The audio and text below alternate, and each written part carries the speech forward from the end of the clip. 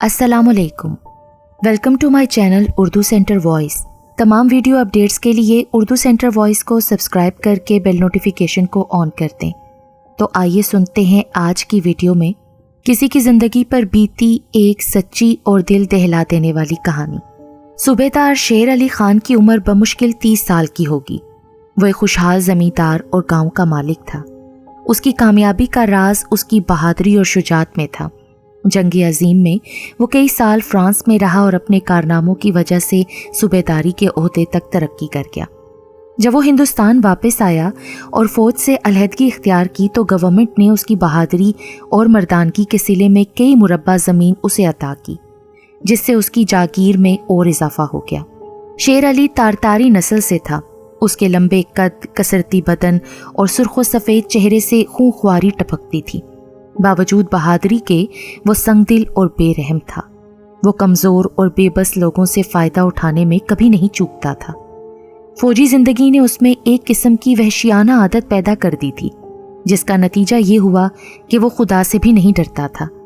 इससे ये नहीं समझना चाहिए कि उसका चाल चलन ख़राब था। उसकी ज़ुबान पर खुदा का नाम अक्सर रहता था, लेकिन उसका डर उसके दिल में न था। वो महज इस वजह से नमाज पढ़ता, रोज़े रखता और ज़कात देता कि और लोग भी नमाज पढ़ते हैं, रोज़े रखते हैं और ज़कात देते हैं। वो अपने को दूसरों से बहुत बरतर समझता और इस बरतरी का पूरा फ़ायदा उठाना चाहता था।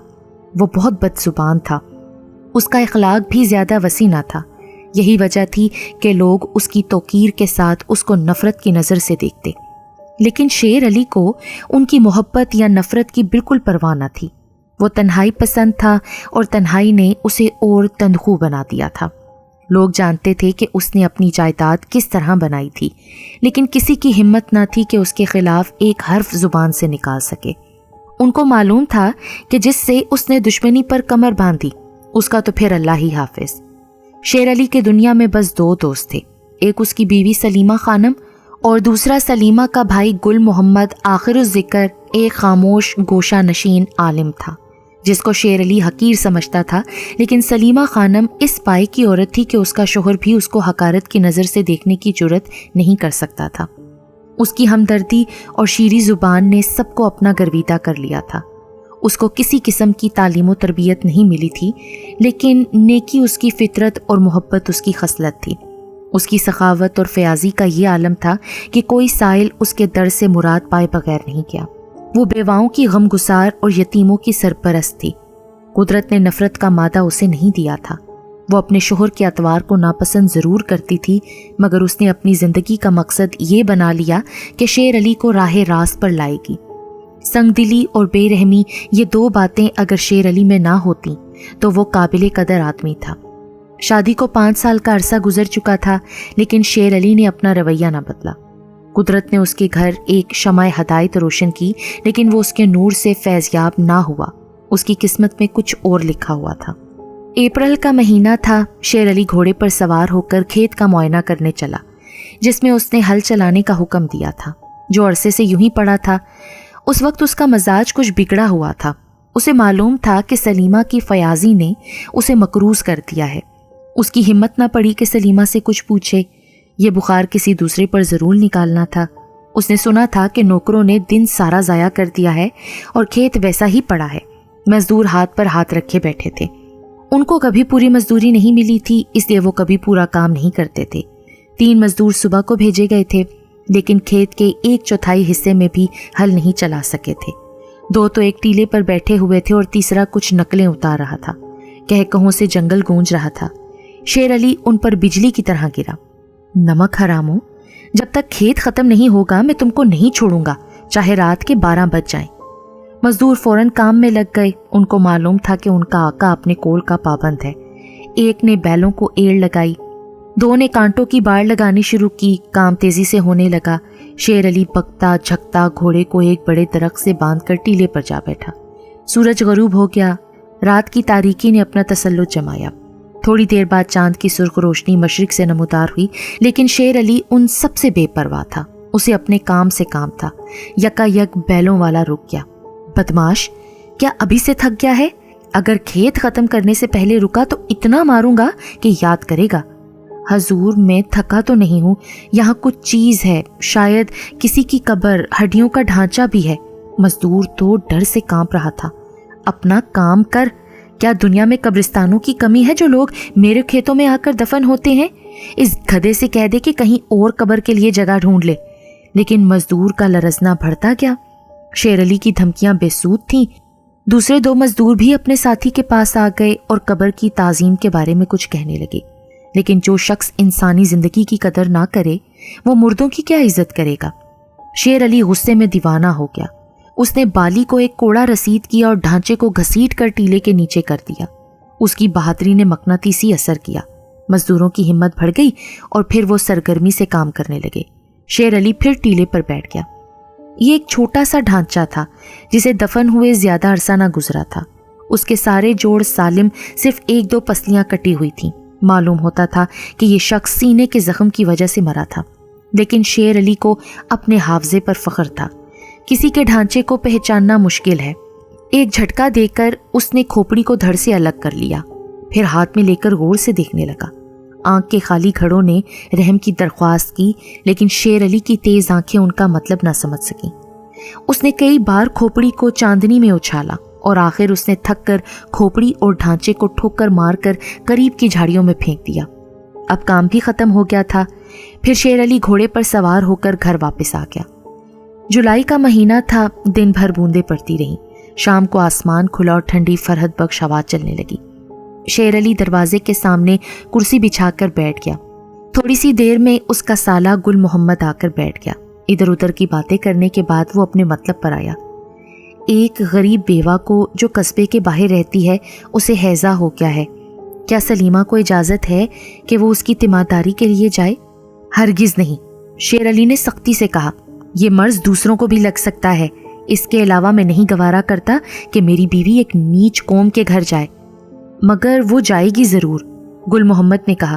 اچھا تو پھر جانے دو, مجھ سے پوچھنے کی کیا ضرورت ہے؟ جو جی میں آئے کر لو. گل محمد اٹھ کر باہر چلا گیا اور تھوڑی دیر بعد بہن کو پالکی میں سوار کر کے لے گیا. پالکی کے ہمراہ بوڑھی خادمہ اور 6 سپاہی تھے. شیر علی کا حکم تھا کہ اس کی بیوی بغیر باڈی گارڈز کے کہیں نہ جائے. شیر علی کو اپنے حساب کی جانچ پڑتال میں آدھی سے زیادہ رات بیت گئی. اس کی عادت تھی کہ جس کام کو ہاتھ لگاتا ختم کر کے دم لیتا تھا. نصف شب کے بعد اس کو فرصت ملی. وہ اٹھ کر اندر آیا اور کھانا لانے کا حکم دیا. سلیمہ ابھی تک نہیں آئی تھی. بوڑھی خاتمہ نے دسترخوان بچھایا. اس کا چہرہ زرد تھا اور وہ کانپ رہی تھی. کیوں, خیریت ہے؟ کیا ہوا ہے تمہیں؟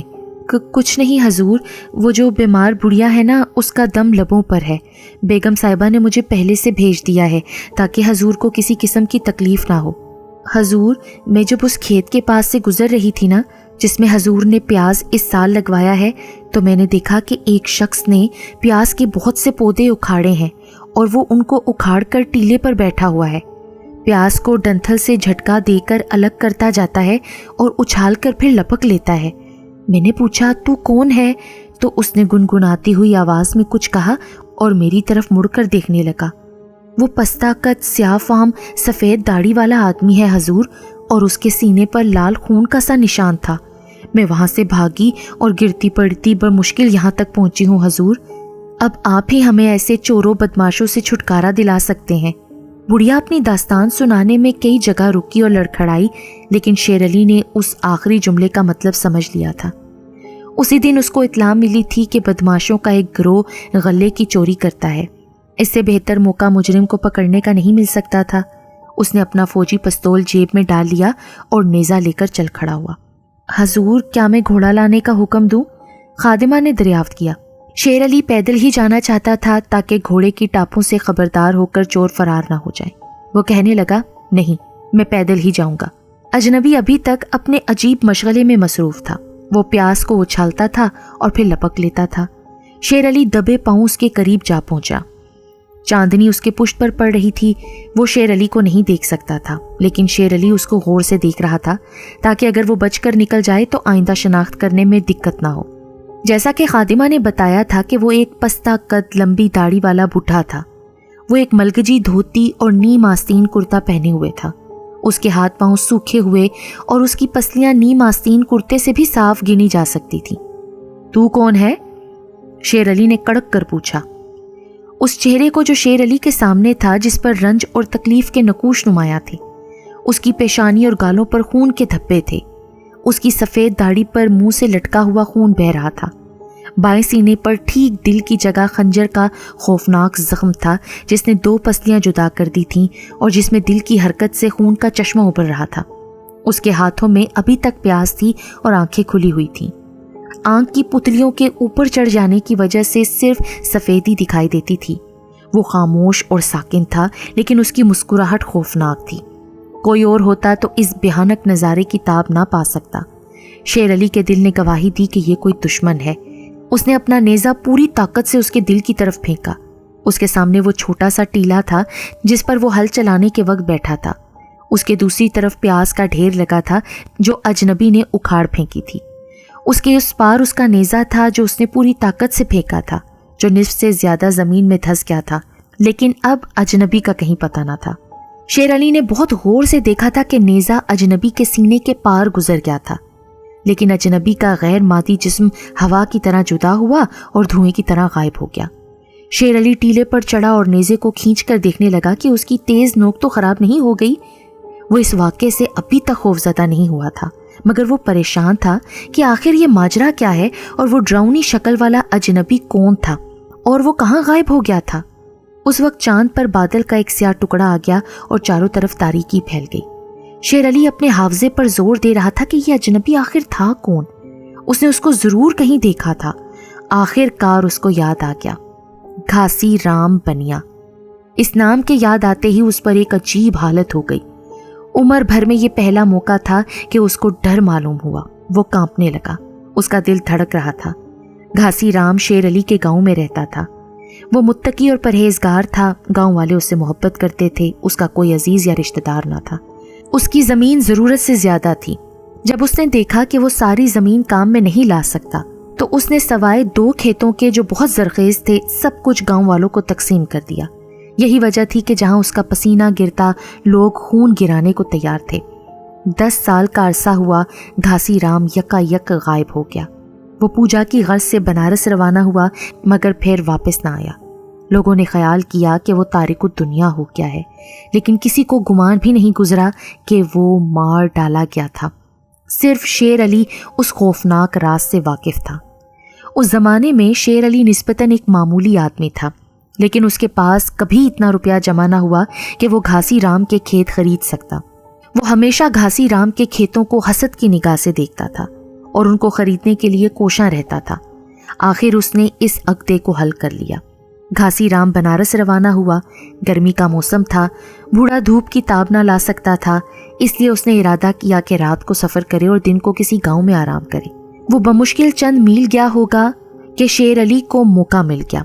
रास्ता सुनसान बाग में से होकर गुजरता था। शेर अली ने एक दरख्त के पीछे छुपकर खंजर का वार किया और बूढ़े बनिए को ख़त्म कर दिया। उसकी लाश कंबल में लपेट कर घोड़े की ज़ैन से बांध ली और थोड़ी सी दूर जाकर एक घड़े में दबा दिया। जब घासी राम एक अरसे तक वापस न आया तो शेर अली ने उसके 2 खेत ओने पोने देकर खरीद लिए और वादा किया कि जब बनिया वापस आएगा तो उसकी अमानत उसे दे देगा। लेकिन शेर अली को मालूम था कि घासी राम ऐसी जगह पर पहुंच चुका है जहां से वो कभी वापस नहीं आता। शेर अली अजीब खलजान में था। कहते हैं मकतूलों की रूह कातिल को कभी चैन से नहीं रहने देती, लेकिन शेर अली को इस जुर्म का ख्याल भी ना आया। वो इस वाक़े को भूल गया, लेकिन इस नज़ारे ने उसे थर्रा दिया था। उसने जिस्मानी तकलीफ की कभी परवाह नहीं की, लेकिन रूहानी अजियत को वो बर्दाश्त ना कर सका। उसने तसव्वुर में अपने गुनाहों की जिंदगी का इयादा किया। निस्फ दर्जन से ज्यादा मकतूलों के चेहरे उसे घूर रहे थे। ये बेरहम कोड़ों के जख्म मजदूरों की पीठ पर दिखाई दे रहे थे। फाका ज़दा काश्तकार दर बदर भीख मांगते हुए नजर आन पड़े। उसे मालूम हुआ रोज़ा नमाज भी उसको रूहानी तकलीफ से नहीं बचा सकी थी। सलीमा का मुनव्वर चेहरा उसको सलामत रवि की तरफ बुला रहा था, लेकिन उसके कानों ने उसकी परवाह ना की। घासी राम 10 साल तक मकतूल खामोशी के साथ कब्र में सोता रहा। शेर अली ने उसको आराम की जगह से उखाड़ फेंका। उसकी बेचैन रूह मारी मारी फिरने लगी। अब ये मरते दम तक मुझको सताएगा, शेर अली ने सोचा, लेकिन वो अब भी अपने किए पर नादिम ना था। वो सारी रात तो वहां खड़ा नहीं रह सकता था। आखिर घर को भी वापस जाना था।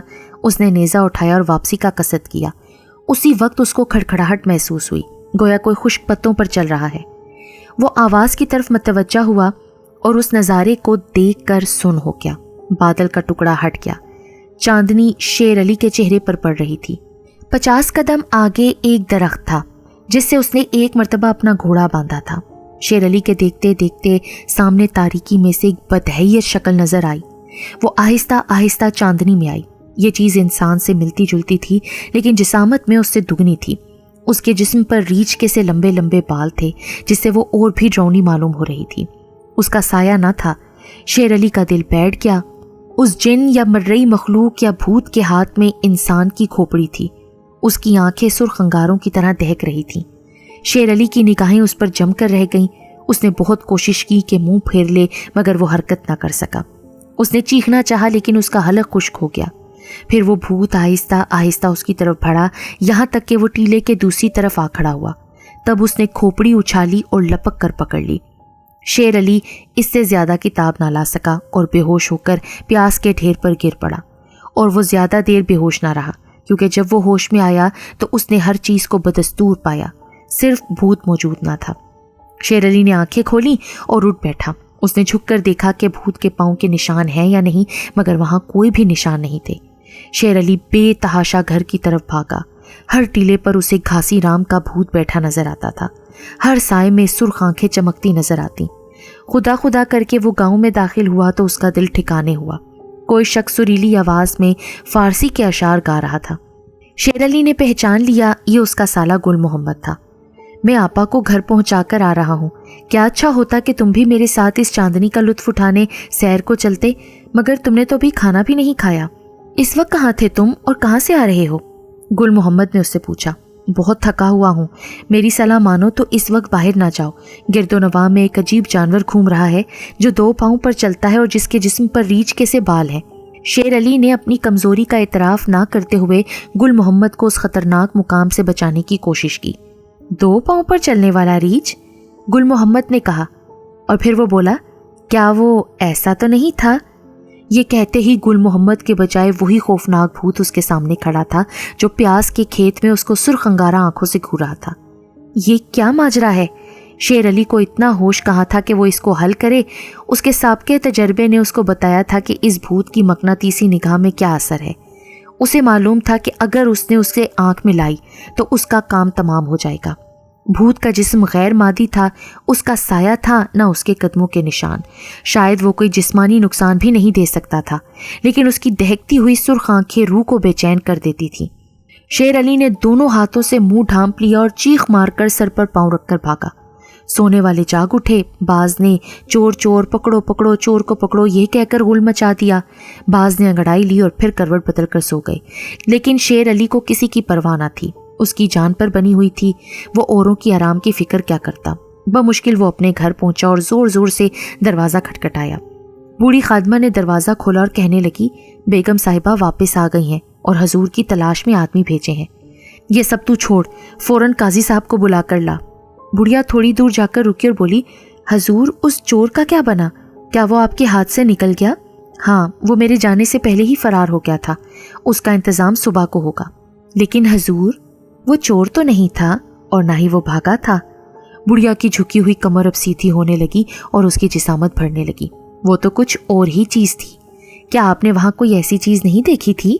बूढ़ी खादमा के बदले वही भूत अब तीसरी मर्तबा उसके सामने आ खड़ा था। उसके जिस्म पर बाल थे और उसकी आंखें दहक रही थीं। शेर अली के मुंह से बेसाख्ता चीख निकल गई। उसने कवाड़ बंद करके कुंडी लगा दी। क्या नापाक भूत उसके घर में भी उसका पीछा ना छोड़ेगा? फिर वो अपनी बीवी सलीमा के कमरे की तरफ भागा।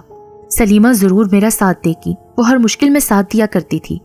सलीमा का कमरा निहायत खूबसूरती से सजा हुआ था। दीवारों पर खूबसूरत नक्शो निगार थे। ईरानी कालीन का फर्श था। चांदी की मसेहरी थी जिस पर सलीमा बैठी हुई थी। शेर अली को देखकर मुस्कुराई। तुम इस वक्त कहाँ चले गए थे? मेरी तो जान होल में पड़ी हुई थी। तुमने अभी तक खाना नहीं खाया? शेर अली उसके पास मसेहरी पर बैठ गया। उसके दिल को कुछ सुकून हुआ, लेकिन सलीमा ने देखा कि उसका चेहरा जर्द है और वो कांप रहा है। उसकी आवाज़ भी भराई हुई है। क्यों, खैर तो है?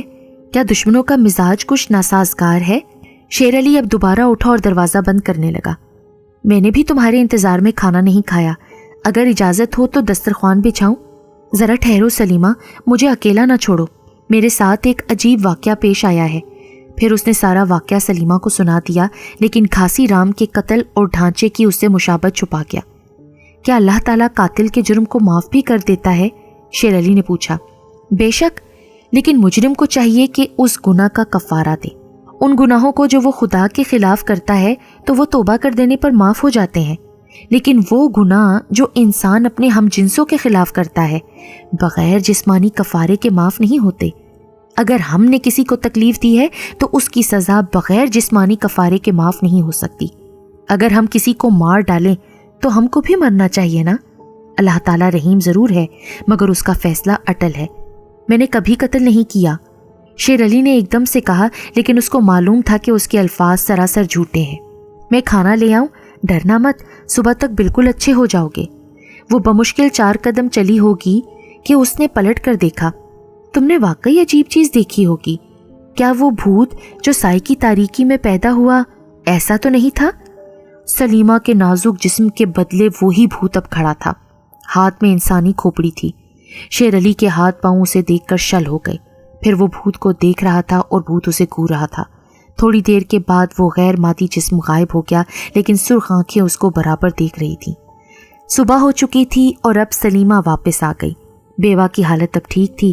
وہ اپنے کمرے میں داخل ہوئی تو اس نے دیکھا کہ اس کا شوہر مسحری پر سخت بخار کی حالت میں پڑا ہے۔ اس کی آنکھیں کھلی ہوئی ہیں اور وہ چھت پر ٹکٹکی جمائے ہوئے ہے۔ وہ بہک رہا تھا۔ گھاسی رام، بھوت، میں تم دونوں سے نہیں ڈرتا۔ سائے، تو اپنے سائے میں سے باہر نکل، پھر تجھ کو میں سمجھوں گا۔ گھاسی رام، میں تیری انگارہ آنکھوں سے نہیں ڈرتا۔ میرا پستول لاؤ، میں ان دونوں کو گولی مار دوں گا۔ نہیں، میں نے ہرگز قتل نہیں کیا تھا۔ میری بات مانو گھاسی رام۔ گھاسی رام، کیا تو مجھ کو معاف نہیں کرے گا؟ ارے تو مجھے اس قدر کیوں گھورتا ہے؟ تو اپنی عمر ختم کر چکا تھا نا۔ مر چکا تھا تو کیا ہوا؟ پھر تو دوبارہ واپس کیوں آ گیا؟ سلیمہ نے اپنے بھائی کو حکیم کو لانے کے لیے بھیجا اور اپنے کمرے میں واپس آئی۔ شیر علی کو سخت بخار تھا، لیکن اس کی بہکی بہکی باتیں کرنا بند نہ ہوا۔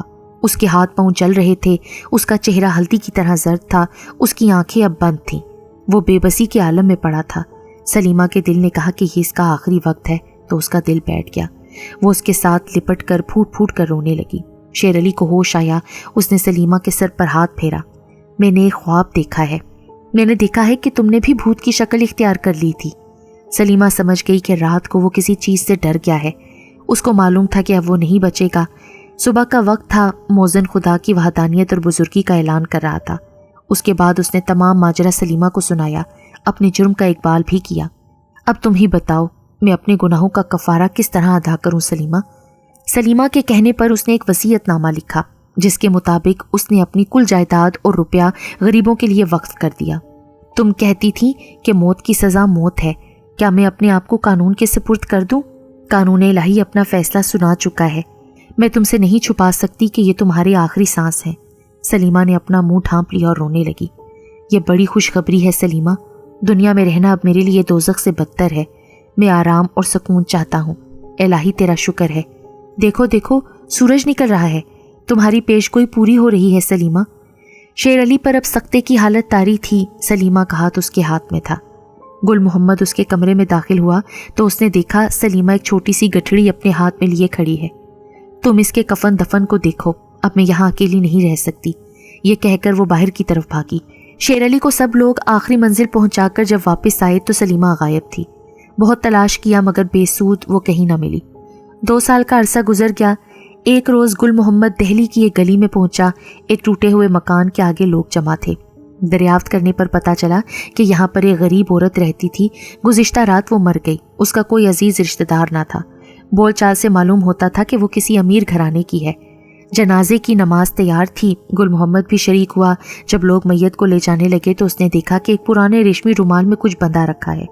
رومال دیکھ کر گل محمد سناٹے میں آ گیا۔ اس کو کھولا تو سب سے اوپر چاندی کی ایک انگوٹھی تھی جس پر نقش کندہ تھا۔ یہ اس کی ماں کی انگوٹھی تھی جو اس نے مرتے وقت اس کی بہن سلیمہ کو دی تھی، جسے وہ ہر وقت پہنے رکھتی تھی۔ گل محمد چیخ مار کر میت سے لپٹ گیا۔ یہ میت سلیمہ کی تھی۔ یہ سچ ہے کہ اپنے ہم جنسیوں کے ساتھ کیے ہوئے گناہ تب تک معاف نہیں ہوتے جب تک وہ ہم جنس خود معاف نہ کرتے، اور اگر وہ معاف نہ کر سکے تو پھر بغیر جسمانی کفارے کے وہ معاف نہیں ہوتے۔